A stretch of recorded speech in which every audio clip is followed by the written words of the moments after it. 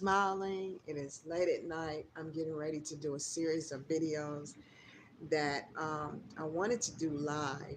However, one of my iPhone is kind of loaded and I don't have time to delete. But I'm going to do about 5 videos tonight that will lead up to the last one, possibly the last one being about Lil Woody and his interviewing and Caleb Bumpus and the whole YSL thing summed up.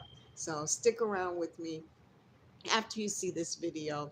If you would give me a thumbs up for a like and give me a subscription, because I'm going to work hard tonight and I'm going to talk to you about some things that are deeply spiritual, deeply personal, and going to be gracefully exposed for 2024.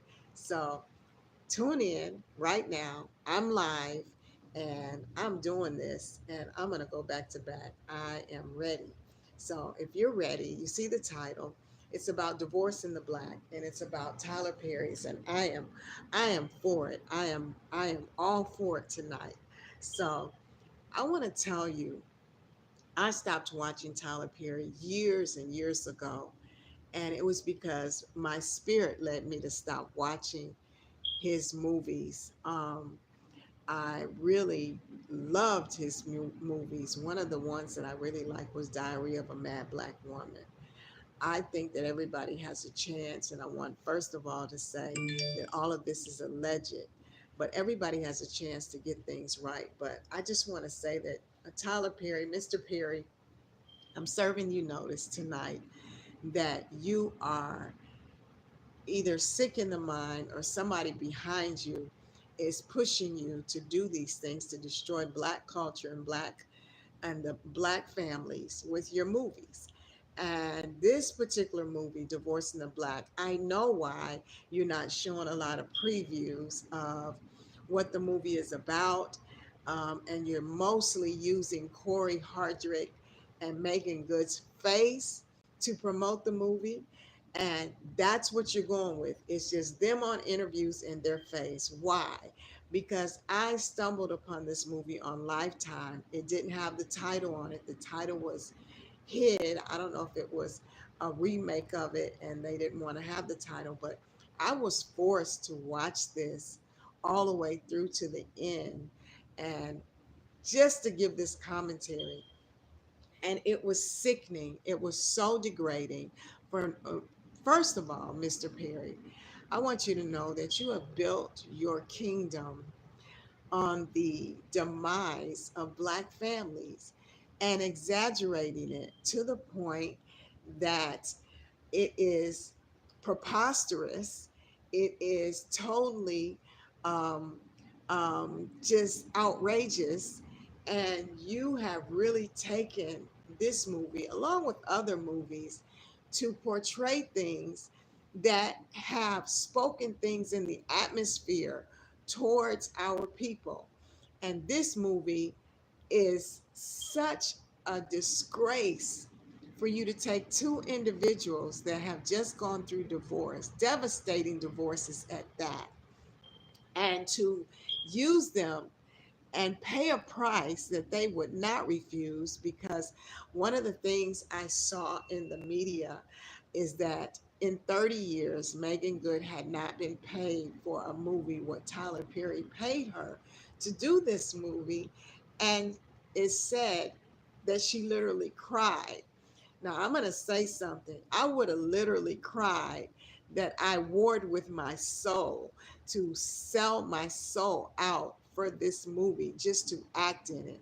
Now, everything that I'm about to say is alleged, and I want you to know that I'm very serious. And you guys do not go see this movie. You will be devastated to the core. It was gut wrenching. It was no plot. It was very predictable. Not only was it predictable, it was non predictable. The part that was non predictable was how the black man, which in most of your movies, they're portrayed as the villains in your movies, how the black man was disproportionately made out to be such a menace to this woman and to a point that it was totally ludicrous that not only was this man disproportionately made in this movie, but his family was made out to be such a ghetto fabulous family of brothers and a mom that just promoted and pushed not only violence, but the fact that she had such disdain for this woman and her marriage to her son.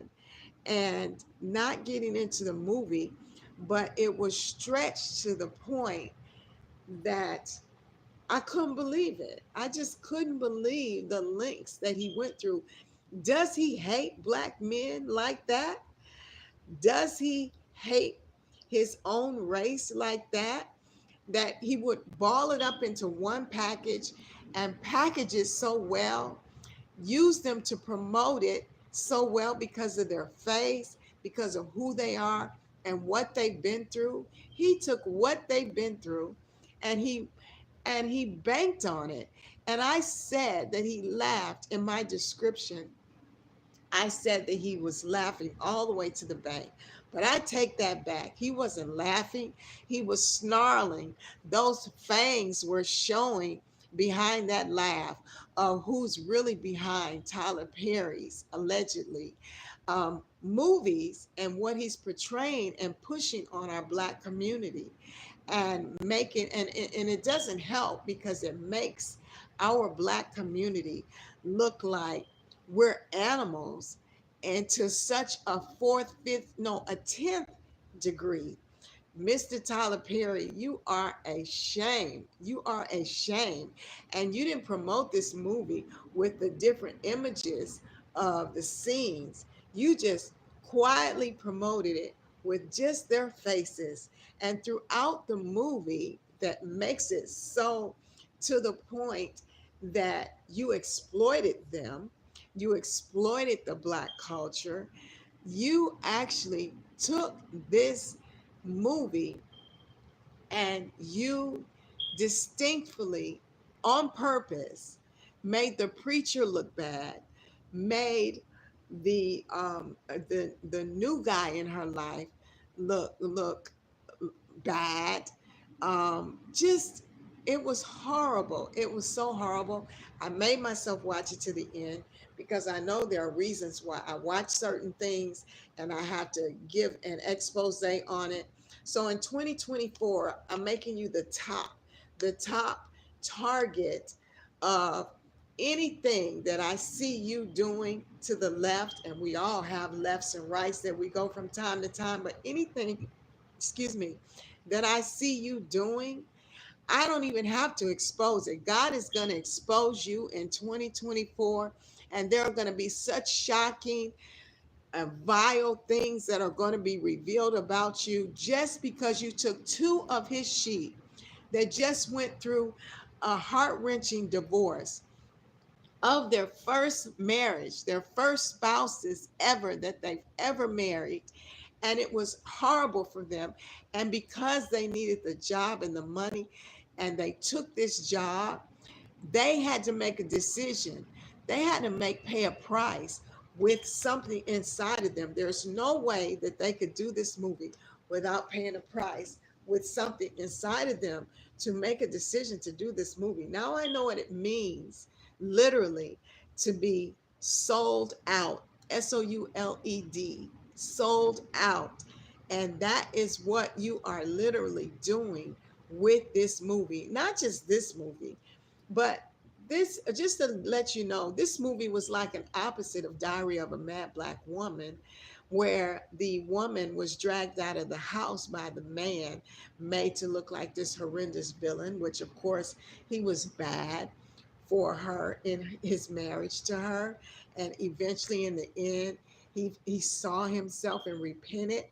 That Tyler Perry in that movie stuck with me, and I literally cried with that movie.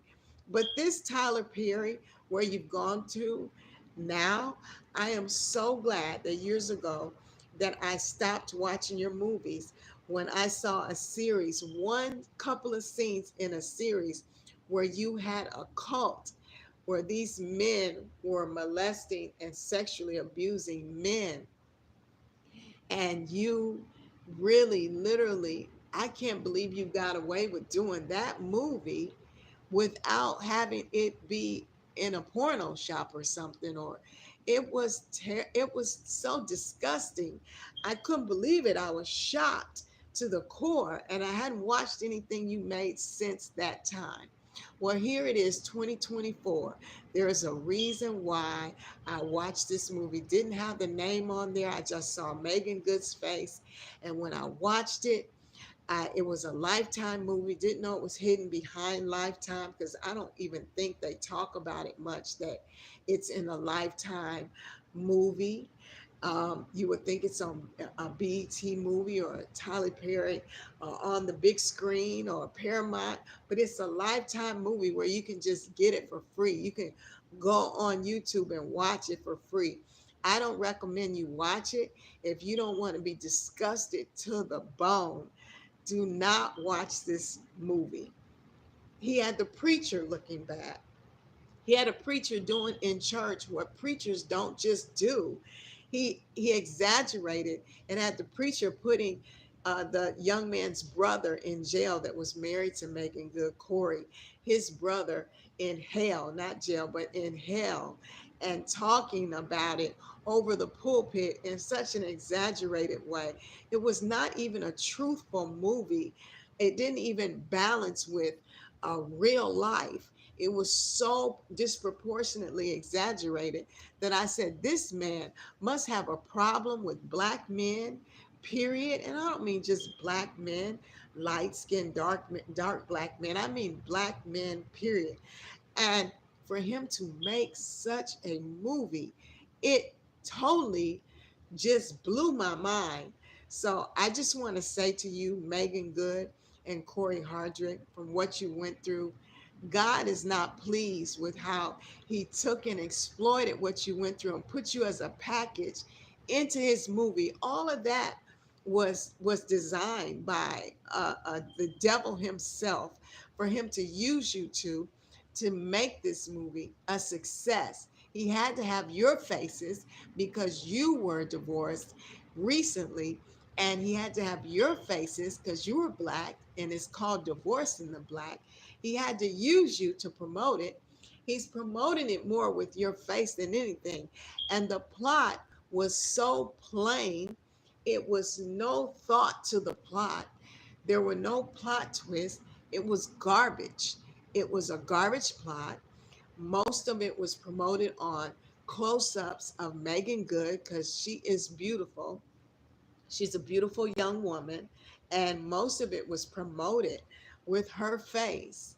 And Cory Hardrict was disproportionately exaggerated to be this man that was over the top, and to portray this and relate it to black families in a divorce crisis. Not all crises are like that, and we do have domestic violence divorces. But for him to do that and to use these two, it wasn't because of their experience with divorce. It was because the devil wanted to use them to draw in people seeing this, and for them to just be used to disproportionately portray a movie that was not even realistic to the public. I am horrified. And I want to say to you, Mr. Perry, I want to say to you that this year you are going to be so totally exposed for your actions, for what you've done, because you have taken the sanctity of marriage that God made as a man and a woman, and he called man the representation of Christ, as the church, as the bride of Christ. He has taken Christ and the marriage, the woman as the church, and upheld it to the highest. And because he's upheld it to the highest, it is my job to call sentence on you.